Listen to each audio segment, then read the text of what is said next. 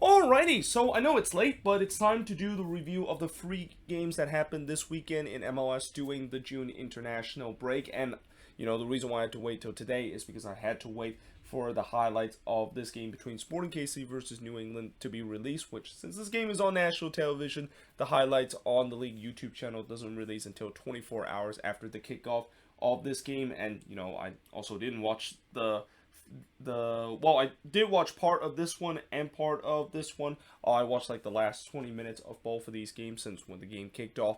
Between both of these games, I was still at work, but I did watch the full game between Nashville SC and the San Jose Earthquakes, which hence that's why it has the most notes out of the other two games that I'm about to talk about. Which, speaking of which, one of those games I'm about to talk about is Charlotte FC versus the New York Red Bulls, and in the end, in Christian Latenzio's first ever game coaching for Charlotte FC, on an interim basis, that is. Charlotte was able to get the 2-0 win for his debut in terms of coaching in MLS. Now, in the first 20 minutes, yeah, it was an absolute snooze fest. If you missed the first 20 minutes of this game, you definitely did not miss much of the action, or at least, the way I watched the condensed highlights, they basically show nothing that happened in the first 20 minutes, which only makes me tells me the fact that nothing really happened. And I even look back at the game feed log of this game, and nothing really happened in the first 20 minutes. In fact, the first shot of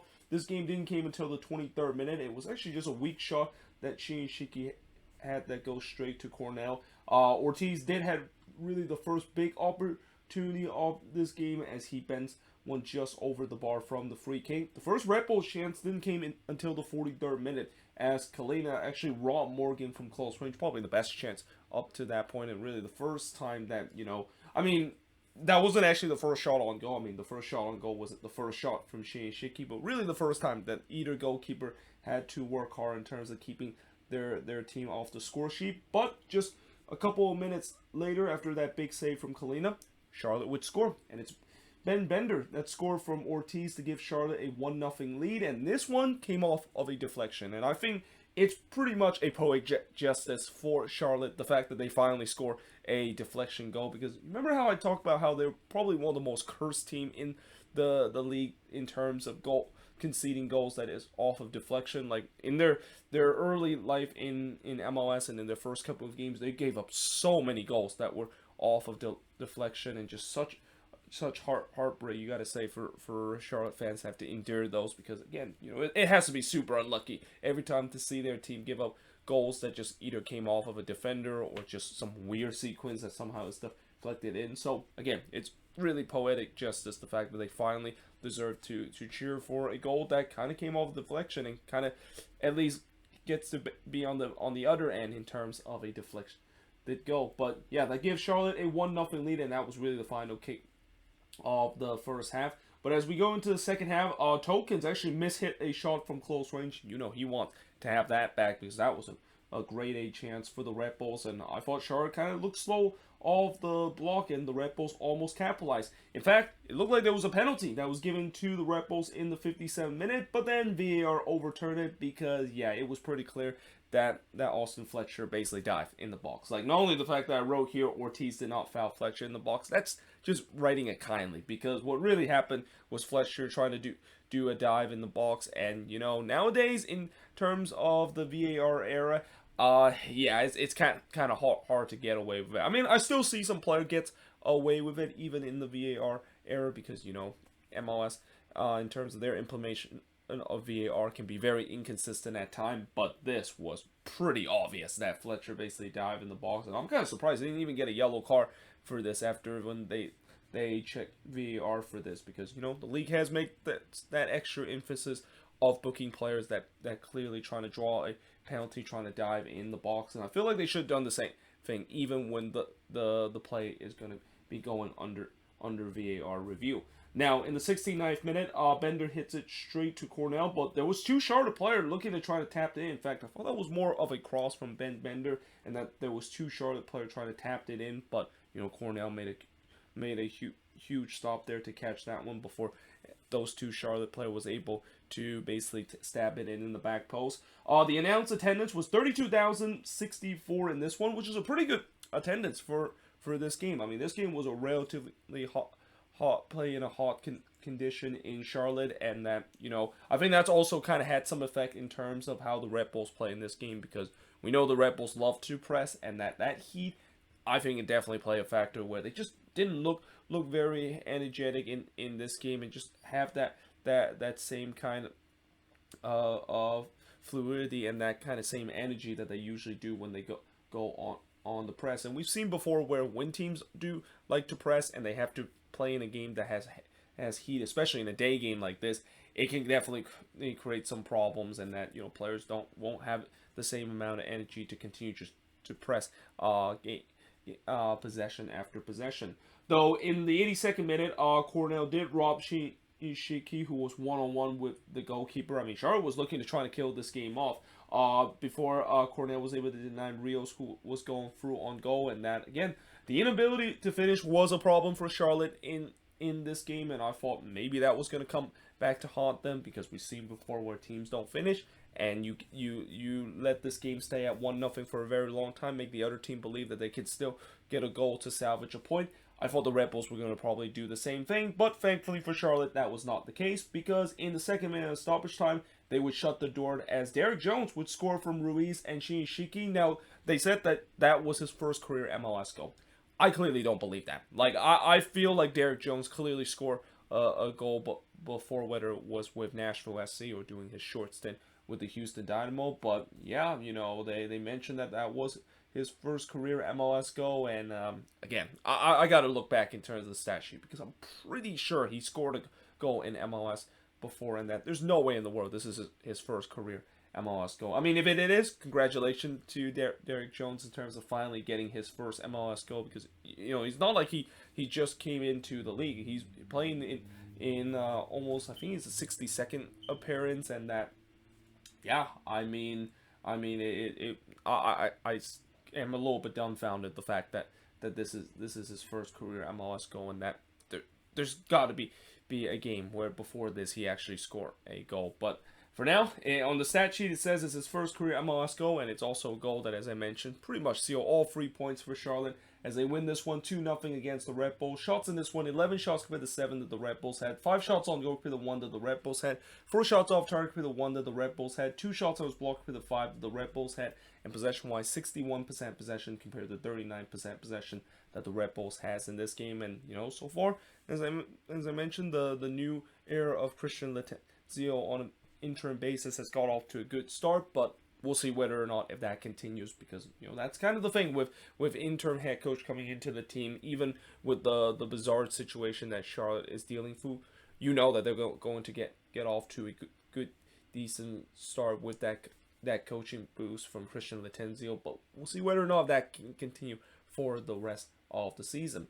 But now moving on in terms of the next match, and the team that has kind of started to run out a little bit in terms of the new head coach boost. Though I will say that in some way they're still riding on it a little bit, and that of course is the San Jose Earthquakes, which they drew 0-0 in this game against Nashville SC. And by the way, I've heard there's some people say that this was a relatively boring game, and I'm not sure if those people actually watched the full 90 minutes of this one, because I didn't think this was a boring game for a 0-0 draw. I mean, I know it's a classic cliche to see a 0-0 scoreline and say the game was very boring, but we have definitely seen some very entertaining 0-0 draw this season, where the reason why the scoreline ended 0-0 was because neither of these teams were able to capitalize. And I feel like this was kind of similar to that one, where there was definitely some chances for both of these teams to get a goal, but in the end, it finished scoreless because neither team was able to have that clinical finish to get a goal in this one. Now, in the first half, and the first thing I want to mention is the pitch at Geodis Park.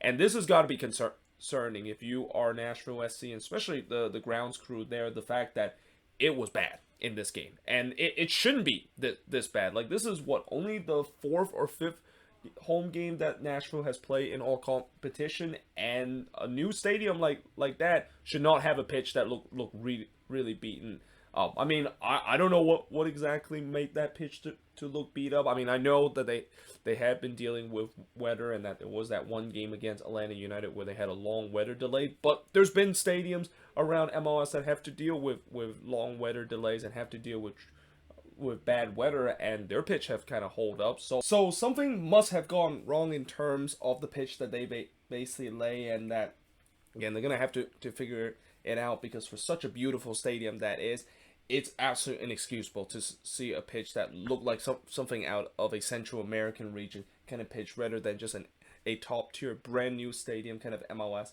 level of pitch that stadium at Geodes Park present. Now, despite the bad pitch, I thought early on there was a lot of possession for the Quakes. In fact, at one point the possession was almost 80-20 in favor of the Quakes, and this is the thing that I think I will be criticizing Nashville. The fact that, yes, I understand that they like to bunker and they like to play on the transition, but the problem is that you're playing at home. You shouldn't be just always kind of bunker for the whole game, and this is kind of the thing that maybe Nashville fans are also frustrated. The fact that they shouldn't be playing like they're playing on the road when they are playing at home. They should be a team that should dominate possession and really push team around, because when you look at this team, it's not because of the fact that this team has bad defense that they need to bunker. I mean, this team has one of the best defense in the league and one of the best back line in the league, and they also have some very good attacking options, so there was really no need for them to just simply bunker and give the Quakes all the possession in the first 20 minutes. Now, I will say this, is that, the Quakes didn't really do a good job in terms of taking advantage of that, and that's also one thing that the Quakes do struggle this season, where I have seen at times they have struggled against teams that likes to bunker, and especially when you play against a Nashville team that loves to bunker, yeah, good luck in terms of breaking them down. Though there was an early opportunity in the 9th minute as Obivously hits one straight to Willis, and then Hawkinson actually went through on goal, and he actually went around the keeper and went around JT, but some last-ditch tackle from Marie was able to save that one off the line. I mean, that has to be a great moment for Paul Marie. The fact that he was one of the big reasons why this game stayed 0-0, and especially with the way that it looked like the Quakes were once again giving up an early goal in this one. Though I will say that the Quakes were looking exposed whenever Nashville counters, which was kind of something similar to the last time when both of these teams play against each other, where the Quakes really got killed on the counter for most part. Though Nashville thought that they scored in the 28th minute when CJ Sapon puts it into the back of the net, but unfortunately that goal was disallowed for offside. And this offside, I believe, was on the attacking sequence. But I also wrote immediately, the Quakes got to watch out for those turnovers, because that goal that would be chopped off later because of an offside call for Nashville all came from a turnover. And when you're a team that already struggle in terms of defending the transitional break, the last thing you want to do is trying to give the ball in your own half or in the middle of the park, where you're just going to get absolutely exposed and get punished because of it.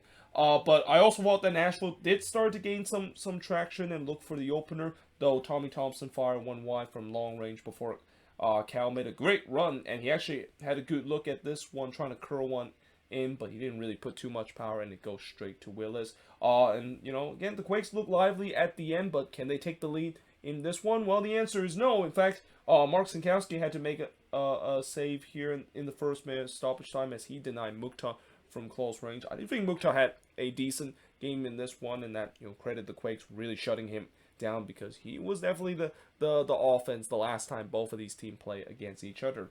So we head to halftime scoreless, and heading into the second half, Hawkinson missed it wide from close range, and just like this game where Charlotte almost got caught nappy coming out of the half, I thought the Quakes did the same thing here, and they were very fortunate the fact that the scoreline stays scoreless. Willis then denied Cal from close range before Cal hits one straight to Willis. I mean, Cal had some good opportunity in this one, but again, the finishing was just not there in this game for him or any of the Quakes front three in this one. And I even wrote the chances were there for the Quakes, but lack of finishing is a problem, which, lack of finishing, there has been times where this team has struggled in terms of finishing, but there's also times where they haven't done so, and that I think this was just kind of one of those games where they just could not not put the ball into the back of the net. And again, I thought despite like the fact that Nashville kind of looked lively a little bit during the middle part of the first half, they're once again off to a slow start, kind of sit in a low block shape. Marie then puts it wide from long range in the 66th minute before Marcinkowski absolutely robbed Sapon from a header that he had where he was just wide open in the box. And I guarantee you 9 out of 10 times CJ Sapon finished that, and he would definitely not want to look this one back with the way that was the opportunity for Nashville to get the 1-0 lead.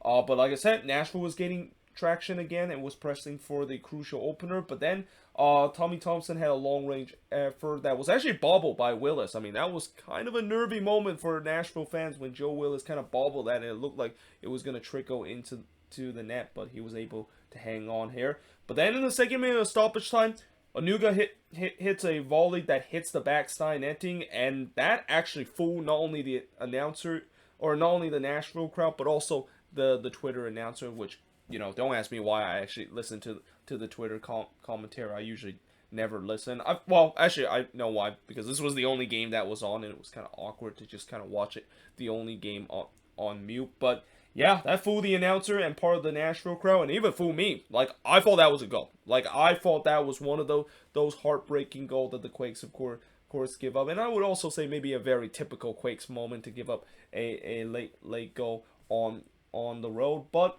that one hits the back netting and create that illusion that it went into the back of the net, even though it didn't.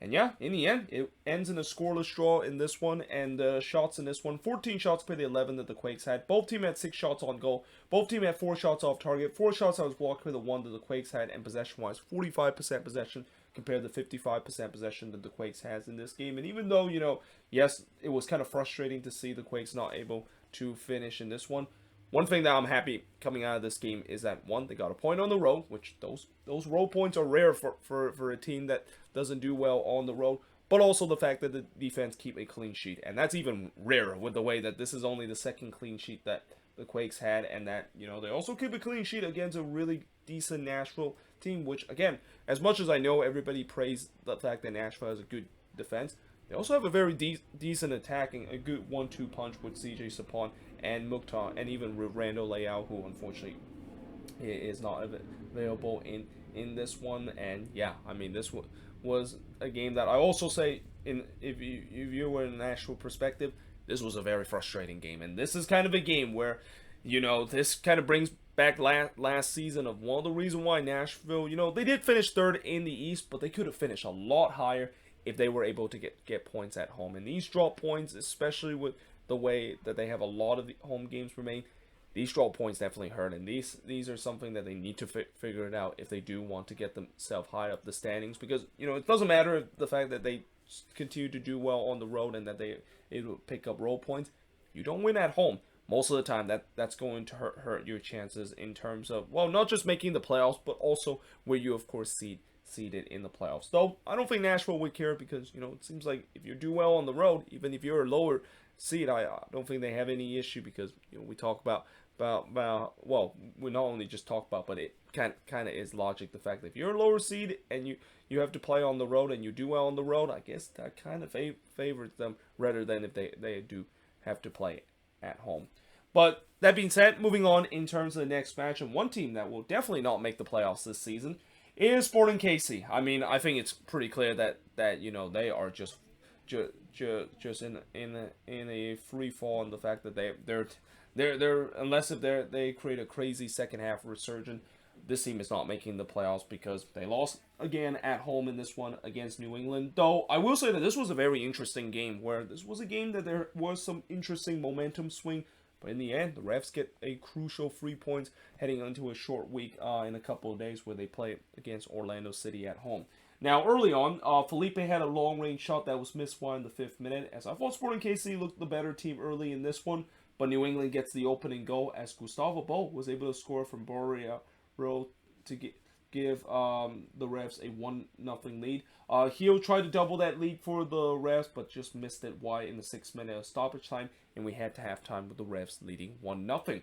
And in the second half, Sporting KC chances of potentially overcoming the 1-0 deficit took a big hit. Well, I wouldn't say it took a big hit because, now knowing this season in terms of the fact that when you went down to 10 men, it's almost kind of like a blessing in disguise with so many teams able to play better when they're down a man compared to the opposition when they're up a man. And this was almost looked like it was the case again, though in the 48th minute, as I mentioned, Sporting KC went down to 10 men with Roussel getting his second yellow card. And again, it looked like this was once again the case where the 10 men was the better team, even though it defied all logic, because just 3 minutes after the sending off, Russell would score a great free kick to tie the game up, because of course Johnny Russell would score a free kick. Like, he's one of the most deadly free kick taker in the league besides Lucas Zarian. Though just 2 minutes later, Sporting KC almost got caught out on the other end, but Melia was able to rob McNamara and the Revs to get the lead back. I mean, it was a great pass there from Carlos Hill, feeds it to McNamara, but Melia with a better save here to keep this one tied up at one apiece. Espinoza, I thought he should have scored here. I mean, he went through on goal and he just missed an absolute sitter from 7 yards out. Before Petrovic actually denied Russell from close range. So, I mentioned for this game, this was a great opportunity for New England to see their future number one in Dejan, or what? Not Dejan, but Georgi Petrovic. I don't know why I call him Dejan Petrovic for a second, but his real name is Georgi Petrovic. A chance to basically play in this game to see how he's going to do, knowing that he's going to replace Matt Turner once Turner leaves for Arsenal this July. And I thought he had a decent game in this one. Though I thought Sporting KC once again started to dominate in terms of possession, but despite being a man down. Again, it's not a big surprise because it's just weird, the fact that when you're down a man, it's almost like a blessing in disguise, especially when you're playing at home too. Though Melia did have to deny Bo's shot that took a deflection, and this was kind of also started to the point where New England realized that they were a man up, because up to that point, I don't think New England realized that they were a man up, and it looked like they were the one that were a man down, because after that, the Revs really started to build some momentum and push for the winner.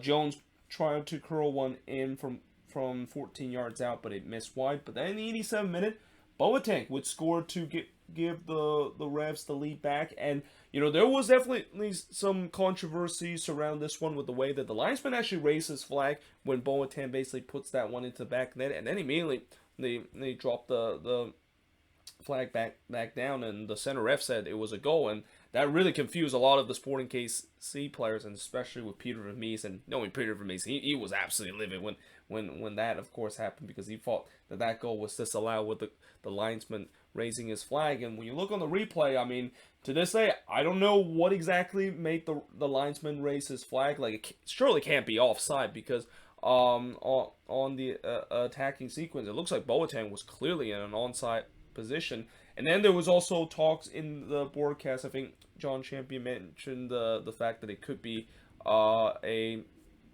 foul that was all the way back on the attacking sequence, where Shelton, of course, won the ball, and maybe that should have been a foul. But when I look at it, it didn't look like that had much to be considered a foul. So yeah, that there was really nothing into it, and I think in the end they got the call right, even though it was kind of bizarre seeing the linesman raise his flag. I mean, I know the linesmen have been taught in terms of not raising his flag until the play is over, but, that's only for offside situation, and in that sequence, I clearly didn't think that was an offside. But then in the 5th minute of stoppage time, Tristanson tried to finish it for the Revs, but he missed that one wide, but it doesn't come back to haunt the Revs, because they would hold on to win 2-1 in this game. And the shots in this one, 9 shots for the 12 that the Revs had, 5 shots on goal for the 2 that Sporting KC had, 6 shots off target for the 4 that Sporting KC had, 1 shot that was blocked for the 3 that Sporting KC had, and possession-wise, 60% possession compared to 40% possession. And with this win, I think the Revs are actually now above the red line.